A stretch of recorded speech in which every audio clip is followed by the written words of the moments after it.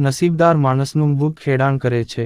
મારી ચેનલ માંગ નવા છો તો મારી ચેનલને લાઈક કરો, શેર કરો, સબસ્ક્રાઇબ કરો, ધન્યવાદ। દૂર એક ગામમાં મોહન નામનો એક કુસ્તીબાજ રહેતો હતો, જેની પાસે 5 ભેંસો હતી।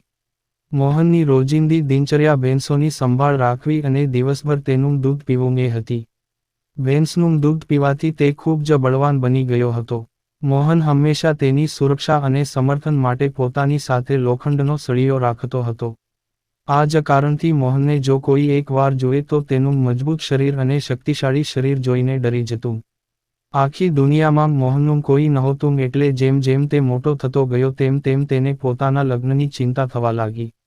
તેથી તે ઘણીવાર લોકોને પૂછતો હતો કે તે ક્યાં અને કોની સાથે લગ્ન કરશે। લોકો તેને જોઈને ડરી જતા અને તેના સવાલોના જવાબ આપી શકતા ન હતા। આના પર મોહન તેમને મારતો હતો, જેના કારણે લોકોએ તે રસ્તેથી પસાર થવાનું બંધ કરી દીધું હતું।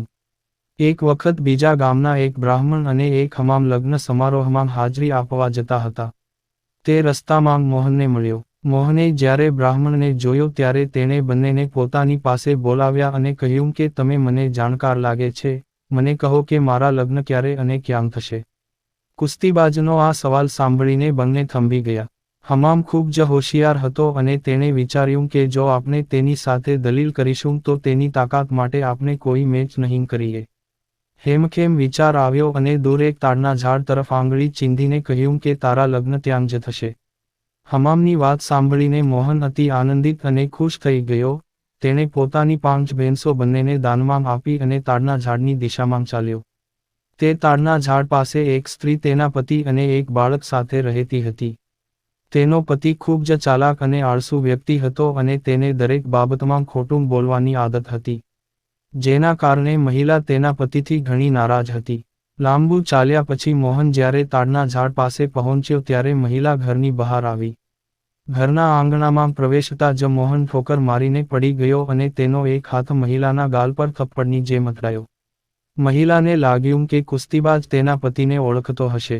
એક હાથે તેના ગાલને ઘસતા મહિલાએ કુસ્તીબાજને ગેસ્ટ રૂમમાં બેસવાનું કહ્યું અને તેને નાસ્તો પીરસવાનું શરૂ કર્યું। દરમિયાન મહિલાનો પતિ ત્યાં પહોંચી ગયો હતો। પોતાની પત્નીને અજાણી વ્યક્તિ સાથે જોઈને તેણે ગુસ્સાથી મોહન તરફ ઇશારો કર્યો અને તેની પત્નીને પૂછ્યું કે આ વ્યક્તિ કોણ છે। મહિલાએ ડરતાં કહ્યું કે તેણીને લાગ્યું કે તે પરિચિત છે તેથી તેણે તેને અંદર જવા દીધો। પત્નીની વાત સાંભળીને તે માણસ વધુ ગુસ્સે થયો અને લડવા માટે મોહન તરફ લપસી ગયો। તે વ્યક્તિને રોકવા માટે મોહને તેના માથા પર લોખંડનો સળિયો મૂક્યો, જેના કારણે તે વ્યક્તિનું ત્યાં જ મૃત્યુ થયું। આ બધું જોઈને તેની પત્ની રડવા લાગી। પરિસ્થિતિ જોઈને કુસ્તીબાજ ત્યાંથી જવા લાગ્યો। પછી મહિલાએ મોહનને રોક્યો અને કહ્યું કે તેના પતિ સિવાય ઘરમાં પૈસા કમાવાવાળું કોઈ નથી અને તેના મૃત્યુ પછી હવે તારે અમારી સાથે રહેવું પડશે। આ પછી મોહન તે મહિલા સાથે તે જ ઘરમાં રહેવા લાગ્યો। મોહન પાસે ભેંસનું દૂધ પીવા સિવાય કોઈ કામ નહોતું। આવી સ્થિતિમાં થોડા દિવસો પછી જ્યારે ઘરનું રાશન સમાપ્ત થવા લાગ્યું, ત્યારે સ્ત્રીએ તેને બહાર જઈને કંઈક કમાવવા અથવા રાજા પાસે જઈને ખેતી માટે જમીન માંગી જેથી તે ખેતી કરીને પોતાનું ગુજરાન કરી શકે। સ્ત્રીની વાત સાંભળીને કુસ્તીબાજ પોતાનો લોખંડનો સળિયો લઈને મહેલ તરફ જવા લાગ્યો। રાજમહેલની નજીક પહોંચીને મોહનના મૃતદેહને જોઈને બધા દ્વારપાલો અને સૈનિકો ભયથી ધ્રુજવા લાગ્યા અને તરત જ રાજાને જાણ કરી કે કોઈ મજબૂત માણસ હાથમાં લોખંડનો સળિયો લઈને મહેલ તરફ આગળ વધી રહ્યો છે। માહિતી મળ્યા પછી રાજાએ તરત જ તેના શાસ્ત્રીને બોલાવ્યો અને તેને તરત જ કુસ્તીબાજ પાસે જવા કહ્યું અને તેના આવવાનું કારણ પૂછ્યું। કુસ્તીબાજ મુનશીને ખેતી માટે જમીનની તેની વિનંતી વિશે કહે છે। સંદેશો લઈને રાજા પાસે પહોંચતા જ રાજાએ કુસ્તીબાજને ઘણી જમીન આપવાનો આદેશ આપ્યો। મુનશી ખૂબ જ હોશિયાર છે, તેથી તે રાજા દ્વારા કુસ્તીબાજને આપેલી મોટાભાગની જમીન પોતાની પાસે રાખે છે અને કબ્રસ્તાનની નજીકની ઉજ્જડ જમીનનો એક નાનો ટુકડો મોહનને આપે છે, જે પ્રાપ્ત કર્યા પછી કુસ્તીબાજ ખુશીથી પાછો ફરે છે।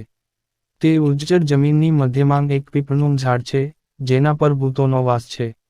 જ્યારે કુસ્તીબાજ જમીનને પાક ઉગાડવા માટે યોગ્ય બનાવવા માટે ખેડાણ કરવાનું શરૂ કરે છે, ત્યારે તેને ઝાડને કારણે ખેતરમાં ખેડાણ કરવામાં મુશ્કેલીનો સામનો કરવો પડે છે।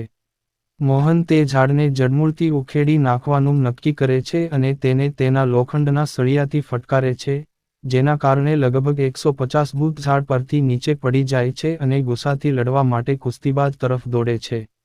કુસ્તીબાજ તેની લાકડી વડે ભૂતમાંથી તમામ છગ્ગા છોડે છે. કુસ્તીબાજ પર જીત મેળવવી અશક્ય છે તે જાણીને ભૂત મોહનને ઝાડ ન કાપવા વિનંતી કરવા લાગ્યો.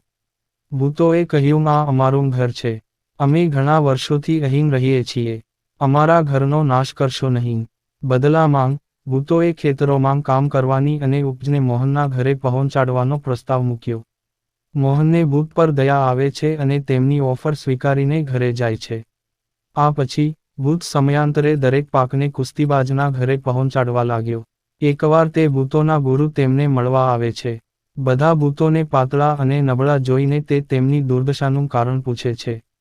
ભૂત પાસેથી આખી વાર્તા સાંભળ્યા પછી, ગુરુ કુસ્તીબાજને પાઠ ભણાવવાનું નક્કી કરે છે અને તેના ઘર તરફ પ્રયાણ કરે છે.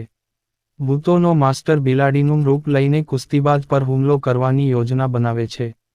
તે દિવસોમાં એક બિલાડી રોજ રસોડામાં ઘૂસી જતી અને કુસ્તીબાજના ઘરનું બધું દૂધ પી લેતી, જેના કારણે તે ખૂબ જ પરેશાન રહેતી. તે દિવસે, કુસ્તીબાજ પણ દરવાજા પાછળ છુપાયેલો છે અને બિલાડી તેને પાઠ ભણાવવાની રાહ જોઈ રહ્યો છે. બિલાડીના રૂપમાં ભૂતોનો માસ્ટર રૂમમાં પ્રવેશતાની સાથે જ કુસ્તીબાજ તેના પર હુમલો કરે છે.